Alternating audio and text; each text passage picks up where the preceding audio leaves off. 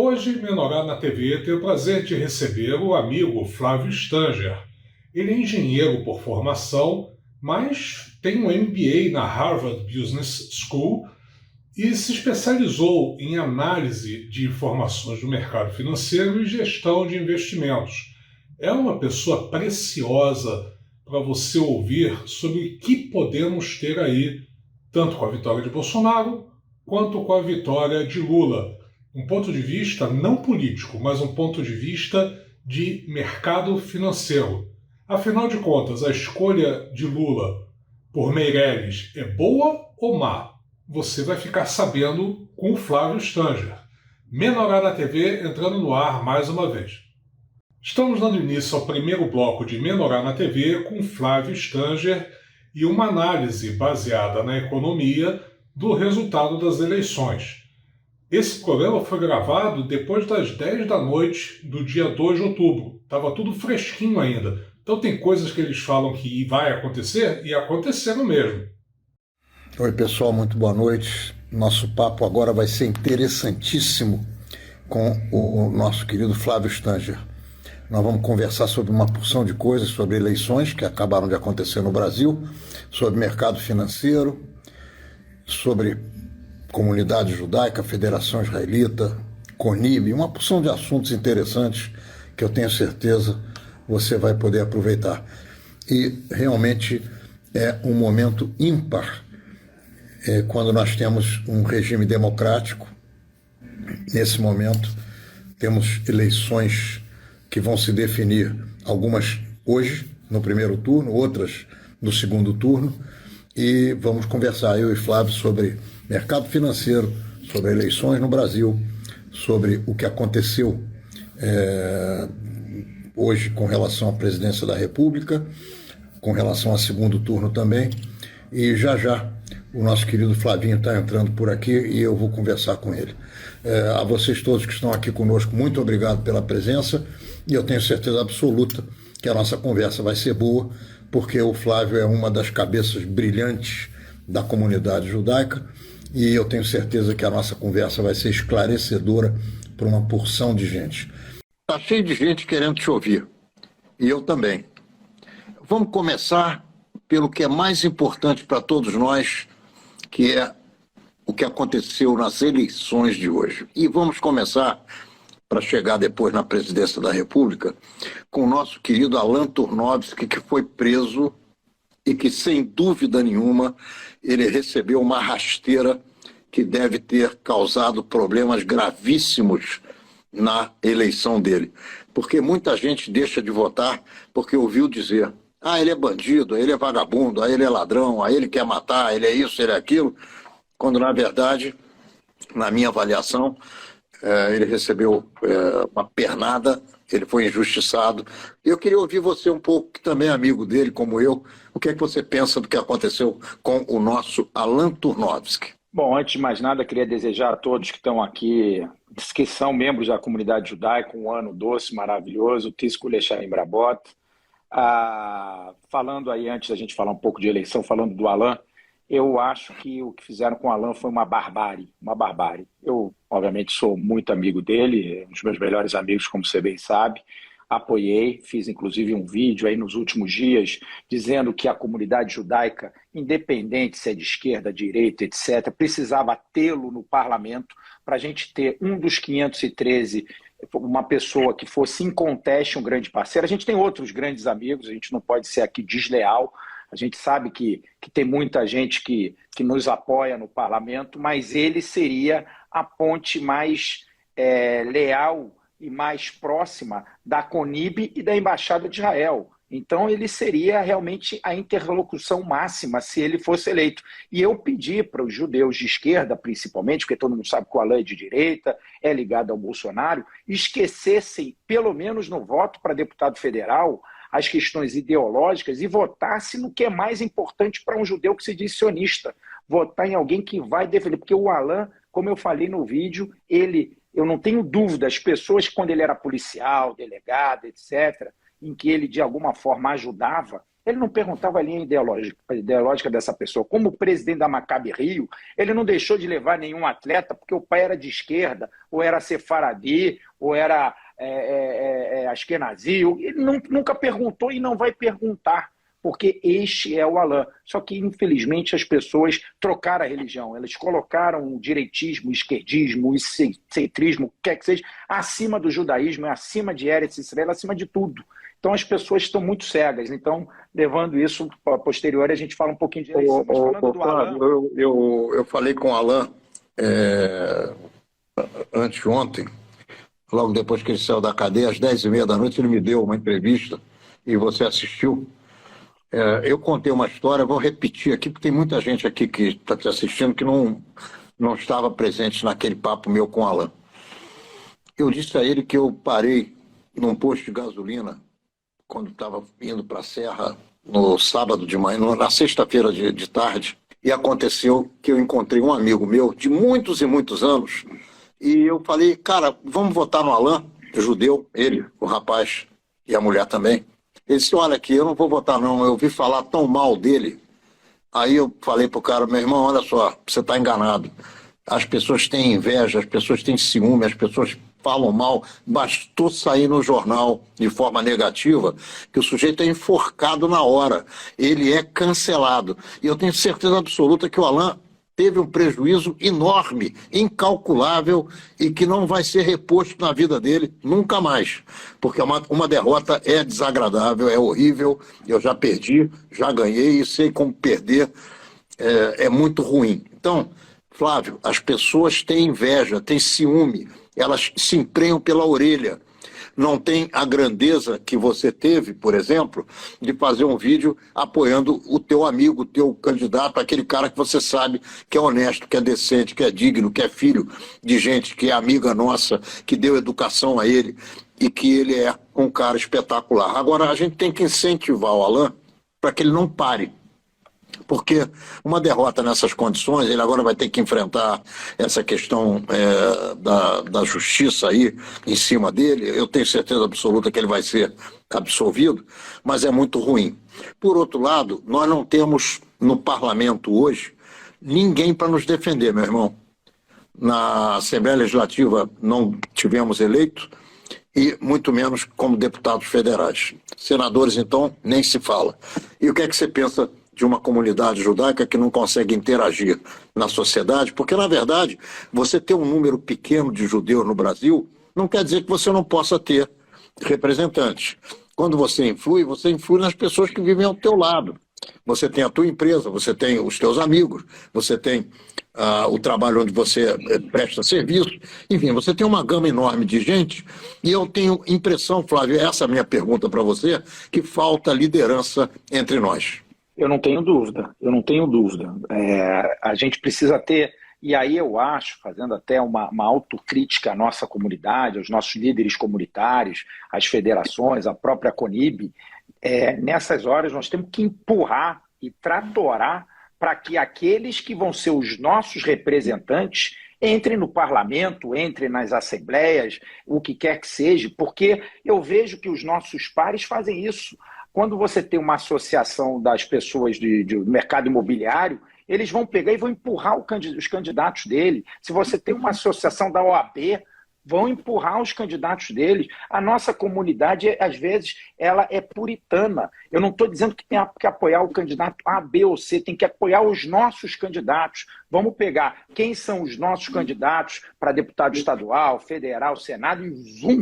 Vamos botá-los, vamos usar a nossa força, vamos usar a nossa formação de opinião, vamos usar a nossa mídia social. A gente aqui, às vezes, quer ser puritano demais e, infelizmente, aquela história da virgem aqui, desculpe aqui o palavrão, virgem no puteiro. Todos os nossos pares, vamos pegar até os palestinos, a campanha que eles fazem para os candidatos deles, e a gente aqui não, a gente aqui vamos ficar fora, vamos ficar aqui, nós temos que ser firme, e eu acho que faltou firmeza dos nossos líderes que pilotam as nossas instituições de empurrar para frente os nossos candidatos. Eu não estou nem falando do Rio, não, porque tinha também deputados em São Paulo, tinha deputados em outras regiões, e que a impressão que eu tenho é que a gente não teve sucesso. Essa é que é a realidade. A gente tem que fazer um diagnóstico disso e como é que a gente pode ter nas próximas eleições. Tem gente que combate a tal da Lachonará. Lachonará em hebraico quer dizer falar mal dos outros, em bom português. Eu gostaria de poder combater a inveja e o ciúme, porque eu acredito que pessoas que não têm coragem de se candidatar têm ódio daqueles que se candidatam, no final das contas. E quando você vê esses caras em posição de comando, tendo que prestar contas, muitas vezes, a funcionários de uma comunidade, tem muitos aí que querem gritar alto, eles se acovardam, ficam numa posição sem querer se envolver.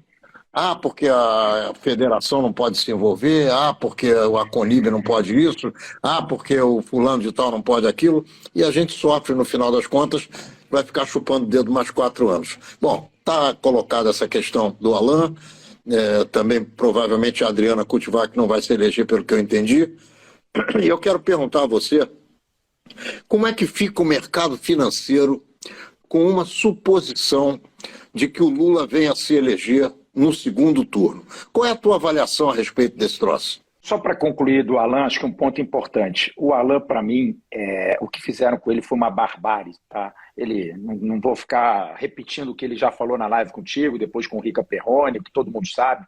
Quer dizer, prenderam ele um dia depois de 7 de setembro, a primeira vez que ele teve uma foto com o presidente, com algo que não tem testemunha, não tem delação, não tem troca de WhatsApp, falando do processo de 2016. Esperaram realmente... e você que já foi candidato e já foi eleito, sabe que as últimas 3, 4 semanas são primordiais. E no final o Alain saiu vitorioso. Ninguém podia imaginar que o Cláudio Castro ia ganhar no primeiro turno. Óbvio que ele ganhou por talvez a sociedade olhar que a questão da segurança pública melhorou. Se a questão da segurança pública melhorou, quem é o nosso Moshe Dayan? Quem era o general de campo do Cláudio Castro? Alain Turnovsky. Então, para mim, foi um baque o que eles fizeram. O Alain já estaria eleito e, com certeza, entre os 5 ou 10 mais votados do estado do Rio de Janeiro. Mas isso aí, infelizmente, eu espero que... A justiça divina eu sei que não falha, mas eu espero que a justiça local também venha a acertar nesse ponto. Só para pegar um gancho também, aí a gente falou um pouquinho de FIES, eu particularmente acho que a gente perdeu uma oportunidade ímpar, até porque a eleição foi terminada em primeiro turno, a gente devia, e eu fui meio voto vencido, aproveitar o que já foram feitos em outras gestões e a gente ter declarações muito fortes, seja por reuniões dentro das nossas instituições, ou se não dá tempo, faz um Zoom, ou eventualmente uma carta em que a gente fizesse 5 perguntas para todos os candidatos, eles pudessem responder em relação ao que eles pensam em relação à comunidade judaica do Rio, antissemitismo, antisionismo, o que quer que seja, questões relacionadas à vida dos judeus e das suas instituições. Perdemos essa chance. Vamos deixar para o segundo turno. Agora não tem segundo turno. Eu queria ver o que o doutor Freixo fala sobre isso, porque ele vem de um partido que todo mundo sabe que não era amigo de Israel, nem se fala, do nosso aqui, do povo judeu. Eu queria saber do Ganini, porque também o Novo nunca deu uma declaração muito enfática, nem pró nem contra, acredito até que seja favorável, mas também nunca vi nada muito firme. Queria ter do Rodrigo Neves e os demais candidatos. Acho que perdemos uma chance de usar a FIERJ, que é a cadeira política, para fazer política. Mas eu acho que isso daí tem que servir de aprendizado para as próximas eleições. Daqui a 2 anos, Flávio, deixa eu dizer uma coisa para você. Eu não sei se você lembra, talvez não. Eu fui eleito em 1984 presidente da Federação Israelita. Nesse mesmo ano, houve eleições para a Prefeitura do Rio de Janeiro.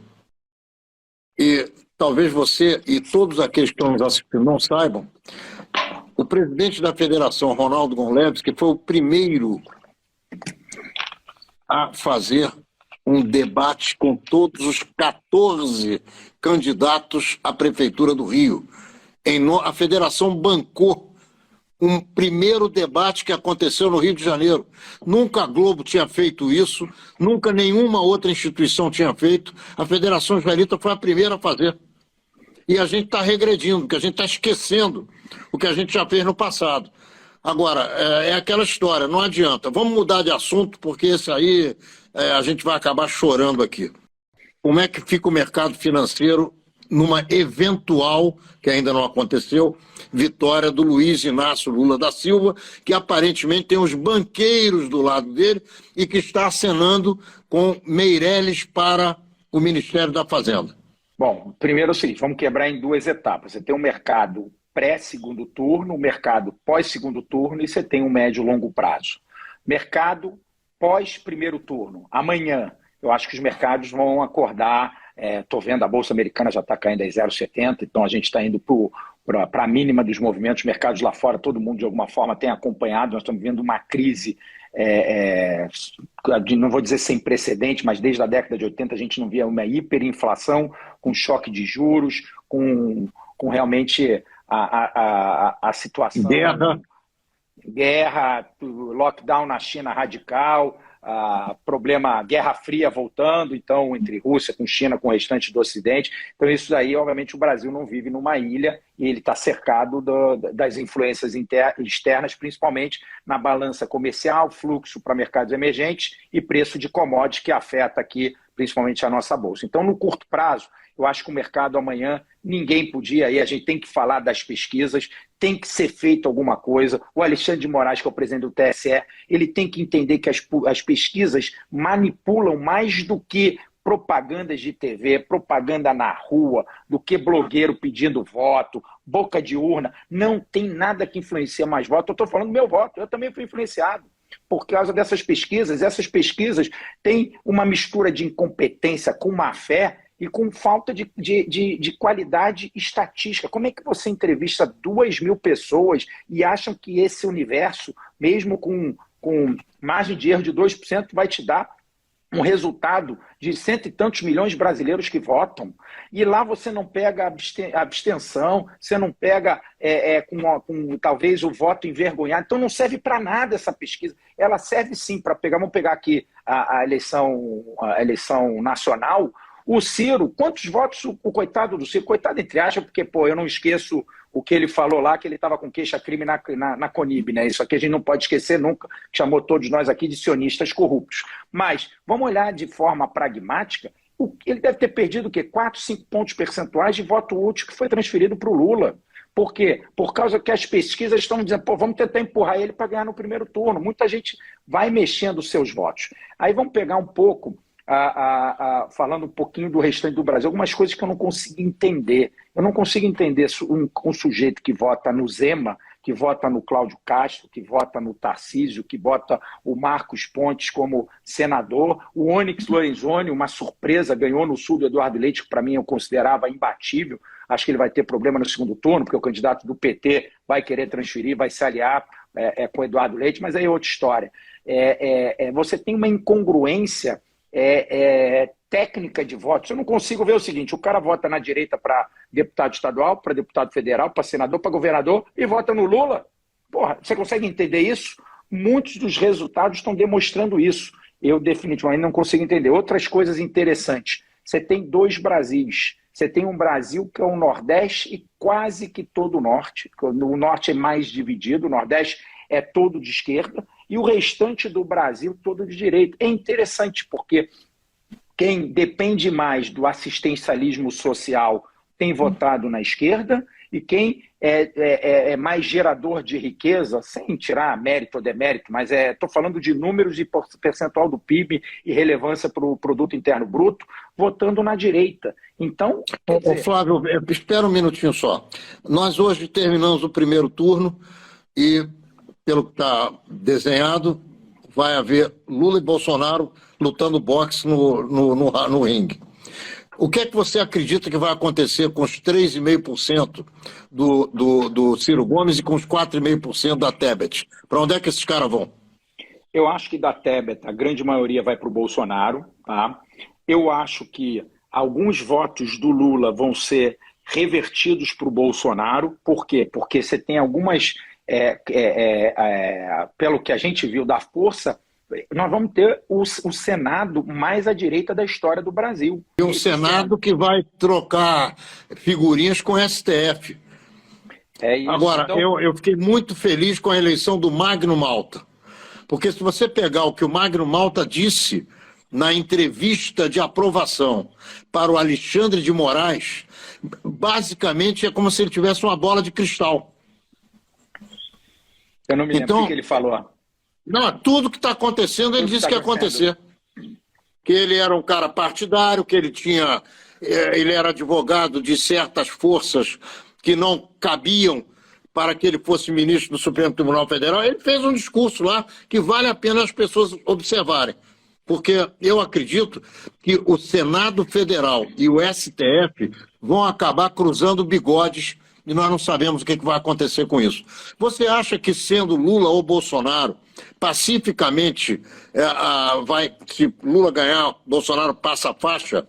E se Bolsonaro ganhar, você acredita que os petistas vão ficar calados? Como é que você acha que vai acabar isso aí? Mas antes me fala o que você acha que vai acontecer com os votos do Ciro Gomes e da Tebet que você estava falando, eu te interrompi. Do Ciro, quem vota no Ciro é um pessoal mais à esquerda. Então, esses votos do Ciro, acho que um pedaço já foi migrado para o Lula. Então, eu acho que vai depender do posicionamento do Ciro. O Ciro tem deixado muito claro que, eticamente, ele é mais Bolsonaro do que Lula, que é coisa mais natural. Ele sabe o estrago que o Lula fez, até porque ele estava lá dentro e muita coisa ele viu, muita coisa ele não concordava, até que ele saiu. O Bolsonaro, ele já deu declarações no passado que considerava um cara sério, honesto, etc. Depois mudou um pouco, mas vai depender do posicionamento. Ele pode fazer, ninguém sabe o que vai acontecer, né? Na eleição passada, ele pegou o avião, foi para Paris e não se declarou pró-Haddad. Talvez ele vá tomar o mesmo rumo, mas eu acho que o voto do Ciro pelo menos 80% vai migrar para o Lula. Eu acho que pro Lula. Eu acho que da Tebet 80% vai para o Bolsonaro e eu acho que você vai ter alguns votos do Lula revertendo para o Bolsonaro. Então, resumindo... Isso é que eu gostaria que você explicasse, que eu não consegui entender. É o seguinte, vamos pegar aqui a Bahia. A Bahia vai ter segundo turno. O ACM Neto está disputando contra o braço direito lá do Rui Falcão, e lá tem Jacques Wagner, tem uma força política do PT muito robusta.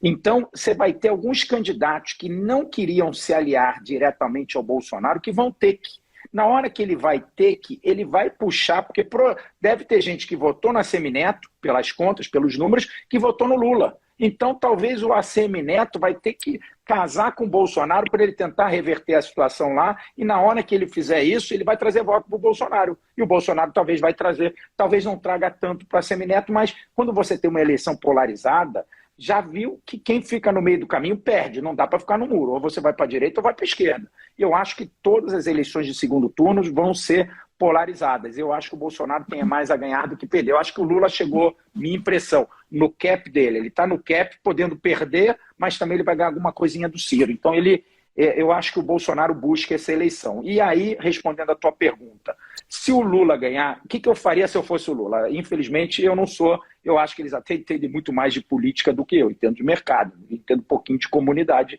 mas política eu sou talvez um esforçado. Eu, se sou o Lula, declararia amanhã cedo o Meirelles como meu ministro da Economia. Por quê?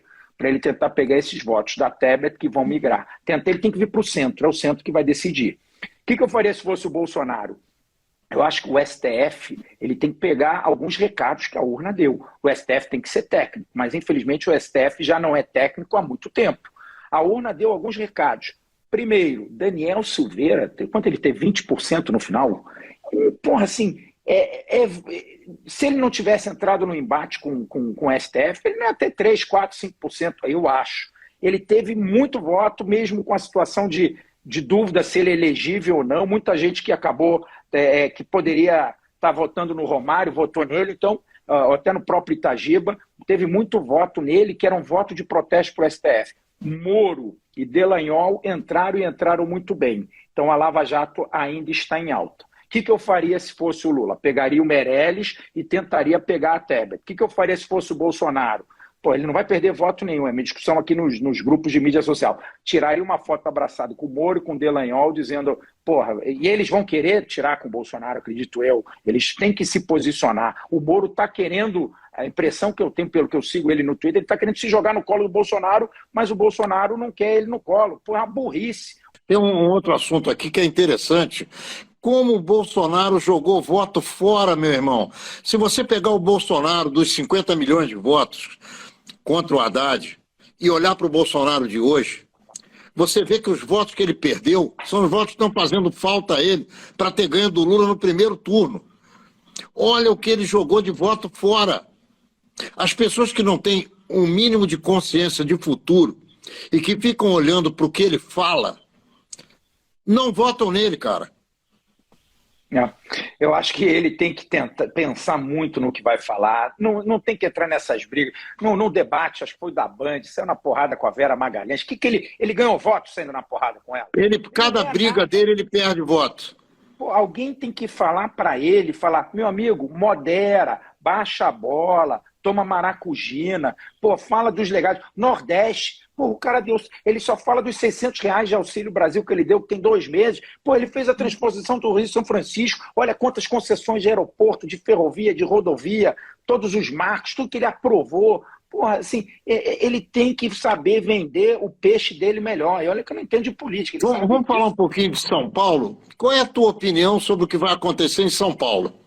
São Paulo, eu não tenho dúvida, o Tarcísio já está eleito. Se quiserem economizar dinheiro, nem façam um segundo turno. Já está eleito. Primeiro, ele surpreendeu com uma quantidade de votação expressiva. Para variar, os institutos de pesquisa, pô, tem que ter alguma coisa, não dá para ficar como está. Esses caras aqui, pô, ou são muito incompetentes ou tem muita má fé. E quem contrata são sempre os mesmos. Então a gente tem que parar. Para você ter uma ideia. Nenhum instituto de pesquisa acertou em termos numéricos.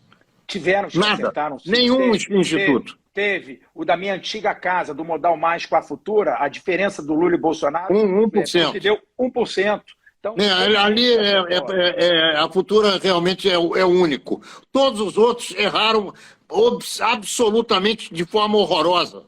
Tem que acabar. Isso daí, para mim, é pior do que boca de urna. Isso aqui ele induz voto. Então, voltando para São Paulo, o Tarcísio já está eleito, já está. Para mim, nem precisa fazer segundo turno. Foi uma lavada. Os votos todos do Rodrigo Garcia vão migrar para ele. Então, pô, ele já está eleito. São Paulo... E São Paulo vai crescer assustadoramente em cima do trabalho desse cara, porque ele é sensacional. É uma pena que ele não tenha vindo disputar a eleição aqui no Rio de Janeiro, porque o nosso governador eleito ele é muito ruim, muito fraco. Muito fraco e ninguém sabe qual é a situação judicial dele. Mourão foi eleito lá no Rio Grande do Sul, senador, poderia ter sido governador no Rio de Janeiro.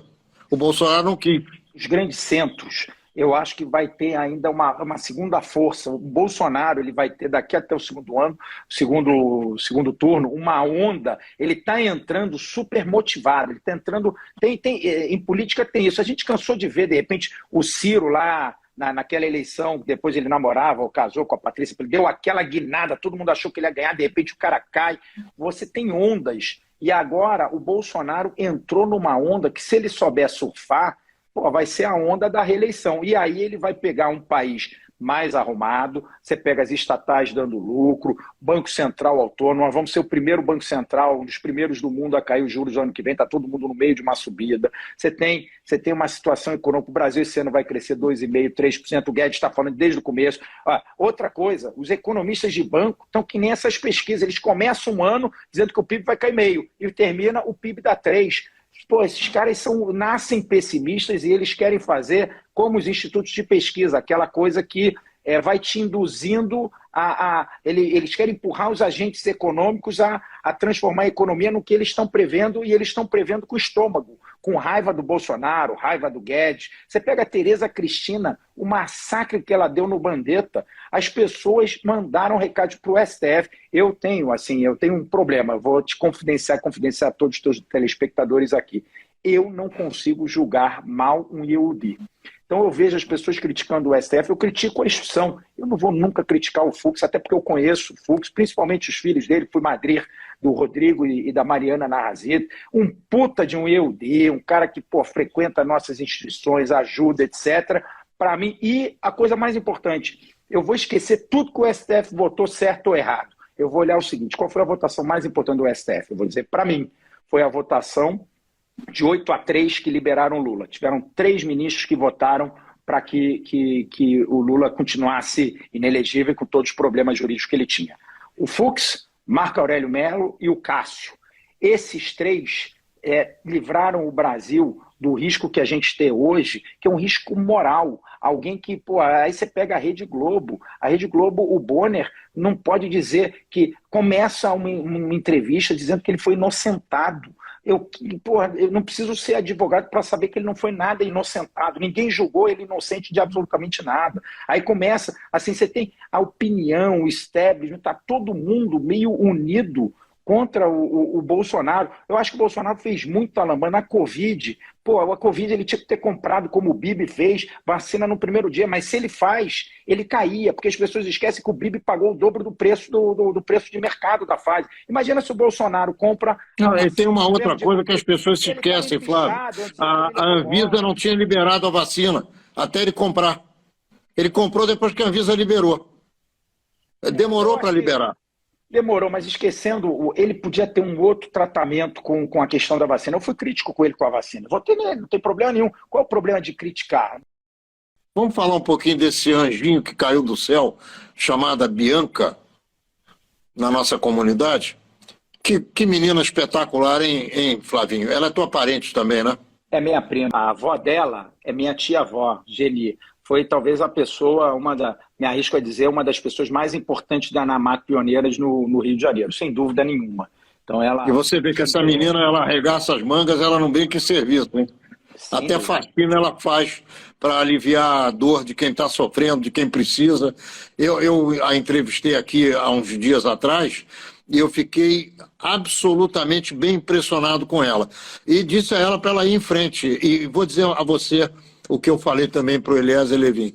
Acredito que a gente não deva cortar as asas dessa menina, ao contrário. A gente tem que incentivá-la para que ela possa crescer, se desenvolver e fazer a instituição dela para fazer aquilo que ela está fazendo.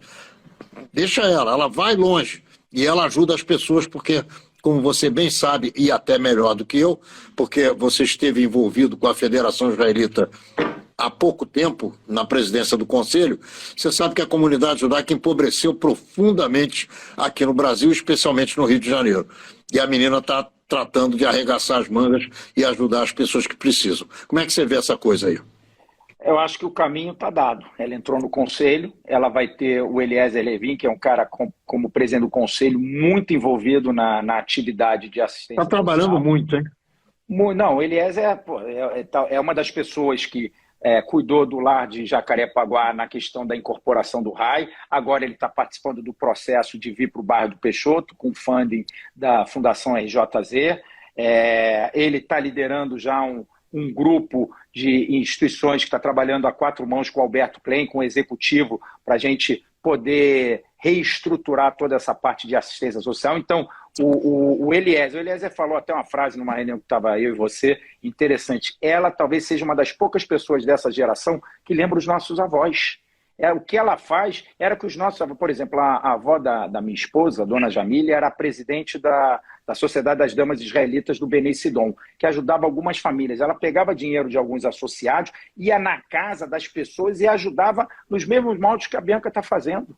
E hoje em dia, todo mundo dá o dinheiro e não quer trabalhar. Entra nos charities, 1 milhão, 2 milhões, 3 milhões, e se vira os voluntários e cada vez a gente tem menos voluntários querendo meter a mão na massa. Então ela lembra as nossas avós, aquela velha guarda que ajudava e metia a mão na massa. Então, com o lastro do Eliezer, com a federação por trás, com o Alberto Klein ajudando, vai dar para ela mais senioridade e talvez mais controles, melhor orçamento, contas segregadas, coisas que vão dar para ela credibilidade, para ela poder alavancar muito mais os projetos dela.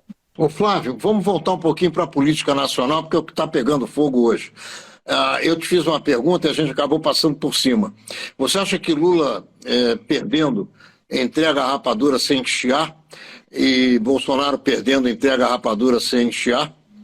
Lula sem chiar, não tenho dúvida. Bolsonaro chiando, não vai entregar faixa nenhuma, meu feeling, não vai entregar, vai ficar pau da vida, etc. Então, acho que vai ser complicado se o Bolsonaro perder. Agora, a eleição completamente aberta, completamente incerta. O Lula está na frente, eu acho que o Bolsonaro está numa onda boa, pode buscar, mas daqui até o segundo turno é um tempo muito grande e que pode reverberar coisas de todos os lados. A gente sabe que a grande mídia, os formadores de opinião, o próprio Supremo, por exemplo, estamos falando do Supremo, eu particularmente acho um absurdo. Imagina assim, você que é flamenguista roxo, eu sou tricolor roxo, tá?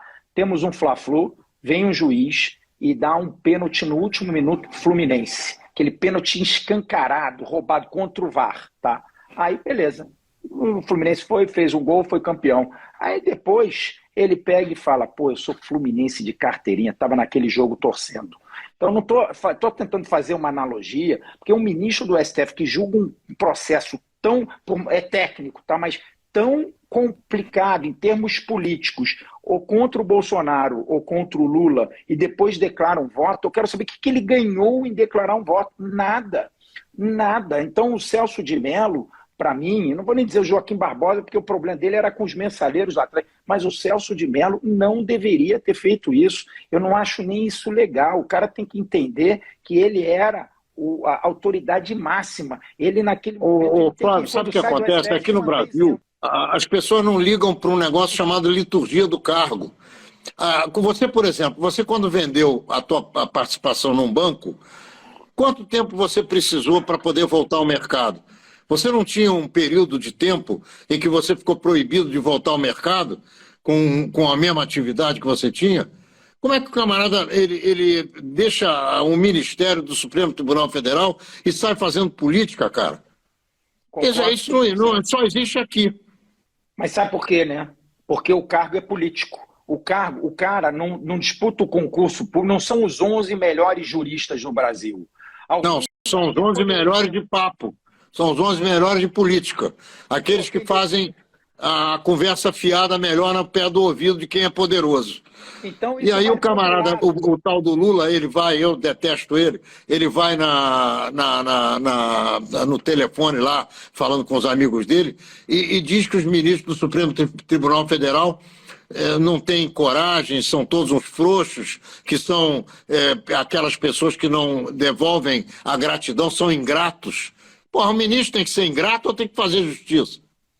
Esse é o ponto. Ele tem que fazer o certo, que está na letra da lei. Olha só, e vale para o outro lado. Eu também vou criticar o Marco Aurélio Mello de ter declarado voto ao Bolsonaro. Está errado. É a mesma coisa. Porque é um ou outro. Pro Bolsonaro, dá no mesmo. dos dois lados. Esse cara tem que ficar calado, assim como o juiz de futebol tem que ficar calado. É isso aí. Para se manter isento. Flavinho, estamos chegando ao final da nossa conversa. A palavra é sua.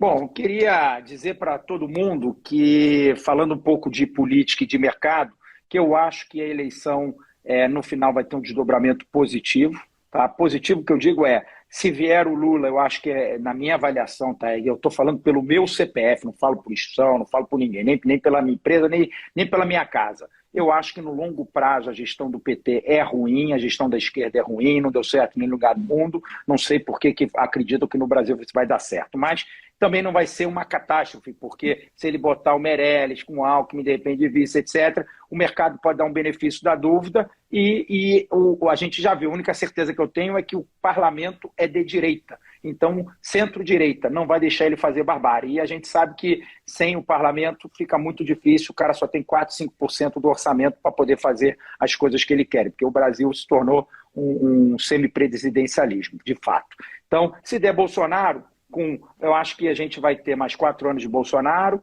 espero que ele baixe a bola, ele faça o que ele não fez nos últimos 4, porque teve guerra, teve Covid, entregue um país daqui a 4 anos para o Tarcísio, e aí a gente vai ter um pouco mais de competência, porque o meu sonho era ter caras como o Tarcísio, nem o Bolsonaro, tá? Eu acho que o Tarcísio é um sujeito que foi uma das maiores notas do IME, se tornou um político, um técnico, um cara que já contratou quase R$1 trilhão de investimentos para os próximos 10 anos. Eu sonho muito com esse cara para a presidência da República. É 100 vezes melhor do que o Bolsonaro. Os bolsominions que estão aqui, que me desculpem, mas eu gostaria de ter um cara com o currículo dele na minha empresa. Imagina se a minha empresa é uma empresa de 210 milhões de brasileiros. Então, dá para ficar otimista assim.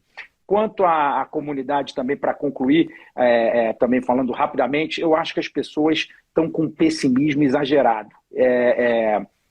Tem que tomar determinados cuidados e olhar o que a gente construiu nos últimos 10, 15, 20 anos na comunidade. E não foi pouco. Então você pega, evento recente, teve assim, a eleição da Fierj, eu fui presidente do comitê eleitoral, umas coisas me chamaram a atenção muito negativamente. Nós tivemos 2 vice-presidentes jovens e os jovens não foram votar. Não tivemos candidatos jovens, a não ser a própria Bianca, para o Conselho, tá? E não tivemos, eu fui pegar uns números de até 50 anos de idade, a gente teve na última eleição informatizada, 33% dos eleitores era de 16 a 50. Nessa foram 23%, independente da quantidade, estou olhando o percentual. Então você teve uma queda abrupta de eleitores porque não teve candidatos ao Conselho. Então a gente tem que fazer um diagnóstico onde a gente está errando e onde a gente tem que atacar. E a gente tem instituições para a gente poder atacar. Aí vamos olhar para o lado positivo, vamos olhar jovens. Pô, o Rilelo, não existia Rilelo há 20 anos, acabaram de fazer uma sede própria, maravilhosa, saíram do aluguel em Ipanema. Você não tinha Betar. Pela primeira vez nós criamos um movimento do zero, um movimento apolítico, apartidário de fato, que realmente não vai trazer a política brasileira para dentro, vai cuidar da política israelense como eram os movimentos no nosso tempo. Nós temos o BAIT, que também é um par do Rilelo, também trabalhando com jovens. As últimas 2 sextas-feiras, por acaso, eu fui à sinagoga. Fui sexta passada no Lubavitch, teve um shabat para jovens. Pô, mais de 200 jovens. Essa sexta, eu sou vice-presidente da sinagoga de Ipanema. De novo, fizemos um shabat para jovens, 2 filhos do Rabino, o Rabino Mendes e Moshe Abutbur, um trabalho fantástico. Outros 200 jovens jantando, minha filha inclusive foi. Aí você pega instituições de assistência social, eu já falei aqui da mudança do lar, agora indo para o bairro do Peixoto, vamos fazer um negócio de primeiro mundo com o funding da RJZ, criamos o Avodá para gerar emprego para a comunidade, tem o Guiemar que eu trabalho para gerar empréstimos, o Maot Ritin que ajuda, Lar da Esperança, você pega na parte de sinagoga de Ipanema mesmo completou 7 anos em agosto, você tem o Luba Copa, Luba Barra, você tem o cemitério da CJB, porra, tanta coisa aqui, se eu vou lembrar, porra, pega colégio, nós temos o Liesen no Leblon, tivemos o Liesen na Barra 20 anos atrás, tivemos o Eliezer em Ipanema, pô, é tanta coisa, Rony, que eu devo ter falado metade só do que aconteceu. Cemitério Novo do Caju, todos os segmentos nós tivemos, também algumas coisas também acabaram, na Mato Pioneiras vendeu a propriedade e mandou o dinheiro para Israel, aquela casa que tinha lá no Flamengo, uma casa linda, que tinha a biblioteca Bialy, que os livros estavam todos empobrecidos. Também tem a parte ruim, mas você bota na balança, teve muito mais coisa boa do que ruim. Então, o que eu acho que a gente tem que é olhar com otimismo a comunidade, olhar com otimismo o Brasil, olhar os mercados. O mundo está em frangalhos, pô, os mercados aqui estão destroçados e a Bolsa Brasileira, a moeda brasileira está apreciando 2%, 3% no ano. O Ien, Japão, porra, Japão, o melhor país do mundo, não sei o quê. O Ien desvalorizou 20%. Olha a Libra, a primeira-ministra até uma super, para nós aqui, temos que ser gratos, porque vai mudar a embaixada para Jerusalém, tem sido uma super parceira de Estado de Israel, mas está fazendo as mesmas cagadas que a Dilma fez no Brasil. No momento que o Banco Central está subindo os juros, ela está aumentando o gasto público. Sabe o que aconteceu com a Libra? Está vindo para quase um para o dólar. Chegou a bater 1,40, 1,50. Então a moeda está tomando uma porrada, a taxa de juros lá vai subir muito mais do que o mercado estava precificando. Exatamente o que a gente viu, os mesmos erros que o Brasil cometeu. Então parece que a gente aqui está indo para o caminho certo, a gente só tem que... A votação foi muito boa, acho que o brasileiro votou corretamente, e a gente aqui, para concluir mesmo, que você me dá eu brinco que eu sou um Guedes piorado, que o Guedes é muito mais inteligente que eu, você dá o microfone para ele fala 5 horas desenfreadamente. Eu, como não sou tão inteligente, não consigo falar. Não, aqui você tem direito de falar. Fala à vontade, não tem problema nenhum. No Brasil, principalmente na comunidade judaica, eu vejo tanto radicalismo. Como é que um judeu chama outro de nazista?